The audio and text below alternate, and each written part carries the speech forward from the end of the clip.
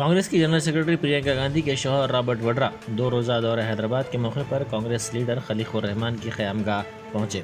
तब लज़नी शमशाबाद एयरपोर्ट पर उनका वालेहाना इस्तकबाल किया गया। खलीकुर रहमान की क़यामगाह पर मस्जिद बकी के ज़िम्मेदारों से उनकी मुलाकात हुई। मस्जिद कमेटी के ज़िम्मेदारों ने उनकी शालपोशी की और कुरान मजीद के अंग्रेज़ी नुस्खे को भी पेश किया। उन्होंने मस्जिद का भी मुआयना किया।